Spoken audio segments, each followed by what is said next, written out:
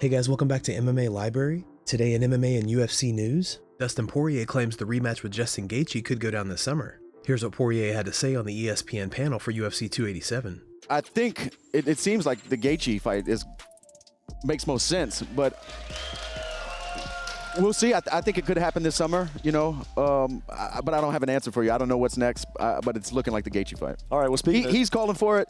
His people around him, I saw an interview, they said that they don't think I'm going to take it, but there's some silly gooses, man.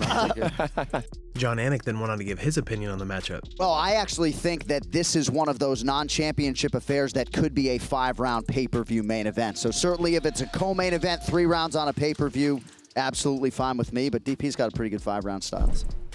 Gilbert Burns claims Jorge Masvidal used lotion before their co-main event at UFC 287.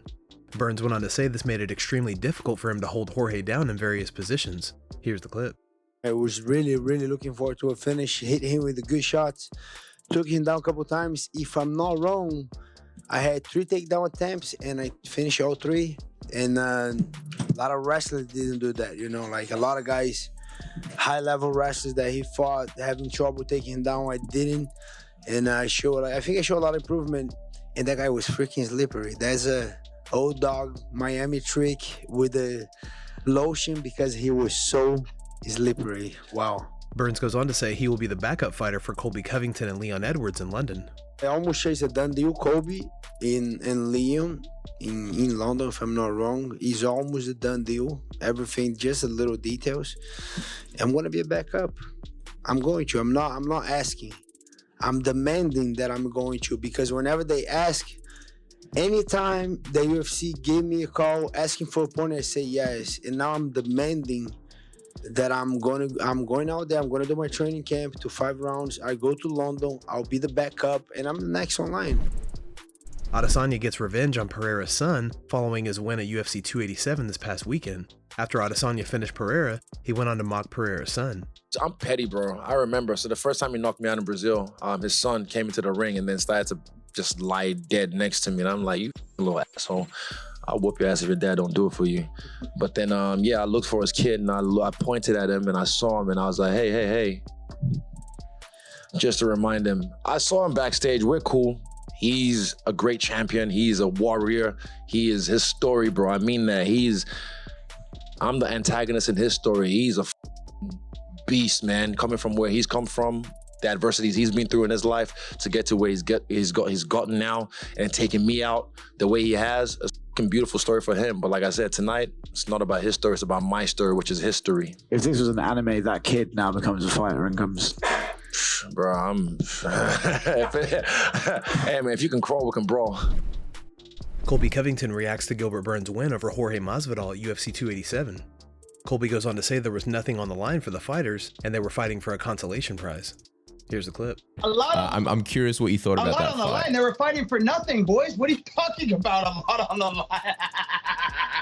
Oh, they're fighting for a consolation prize, boys. There's nothing on the line with that fight last night. Everybody knew that. Dana White went out there and said in the media multiple times, Colby's accepted every fight. He wants to fight the biggest and best fights in the division. Haven't turned down one fight. Looking to make the biggest and best fights for this company because this is about selling, you know, tickets and pay-per-views and big fights, and that's what I do. I am this division. There is no other background noise, and the only person that matters is Mumble Mouth in that little Hogwarts castle in London. What did you think of Gilbert's performance over Jorge? Did you watch the fight at all? You guys think I watched the fight when I'm on a $20 million mansion? Boys, I've been out on the seas. I've been traveling the seas of Miami all weekend. Like, I didn't watch the fights. You think I'm worried about fights when I'm hanging out with the hottest mamacitas Miami and South Beach have to offer? I got bigger fish to fry and better to do than be a fanboy who's in the crowd watching some fights of my children that are out there. So, you know, we're out there and we're enjoying our life. We're living the American dream. We got better to do. Dana White gives his take on what's next for Alex Pereira following his loss to Israel Adesanya. Is there unfinished business now? Like, do they need to do it again to settle the UFC trilogy, or what are your thoughts? Honestly, I think that Pereira probably moves to 205 after this fight. He's a monster, you know. I know that he still had like 2 pounds to cut leading up to, there was like an hour left of the weigh-in, so, and yeah, I mean, I'm not saying he's moving to 205, but I would assume he is. You guys can ask him himself, but it wouldn't surprise me. Dana also commented on the rumors that Jorge Masvidal is set to retire. And as soon as you think about retiring, you know, you should in this business. And he's made a lot of money. He made a lot of money tonight. And, you know, he's got things outside the octagon going on too, like Conor does, and some of these other guys. And I think he's proved everything he needed to prove to himself, and he's changed his family's life, and why not? John McCarthy and Josh from the Weighing In podcast give their take on the trilogy between Amanda Nunes and Juliana Pena that's set to go down at UFC 289. Seriously, Juliana Pena, I love her as a fighter. She held on to the title after one win. She didn't get the second win. And I thought Amanda absolutely deserved the rematch. Here, I think Juliana needs to go and get a win and then do the rematch later on. Give somebody else that opportunity at the title. I mean, it makes sense. If you think about it right, you're going to have Juliana Pena fight her for the title. Probably after that, the dust will settle. Raquel will fight her again. Or fight Amanda Nunes. She'll fight her probably after that. So that'll give her enough time to, hey, spend time with, you know, the wife, the kid, you know, just spend some time at home with family, and then focus back on training camp. Makes sense. I mean, you know, it is what it is. Kevin Holland claims he could be the next BMF champion. Here's what he had to say during his post-fight press conference. But if he doesn't retire and you guys sit up here and think about who's the next person to hold a BMF belt, I mean, I do a lot of bad at, you know what I mean? Whether it's a carjacking and I stop that, whether it's 18-wheeler flipped over and me pulling a guy out, whether it's somebody whipping out a pistol at a sushi bar, you know what I mean? Whether it's somebody on 7th Street trying to pop some, me popping back. I mean, whatever the case may be, I'm down for it, you know what I mean? So if it's gangster, I do gangster well. If it's respectful, I do respectful well. If it's professional, I don't always do that good, but you know what I mean? I just think I do everything better than George, so why not? Hey, you know, everything that he did before he started sucker punching people, I was a huge fan of. I was a big fan of Jorge Masvidal before he started doing all this. But after that, I just kind of lost taste of it. And then the lies. He's clout chasing. Bro, I don't really care about clout. I want your BMF belt, and that's it. Simple as that. Belal Muhammad responds to Colby Covington calling him a racist during a recent interview. Here's what Belal had to say.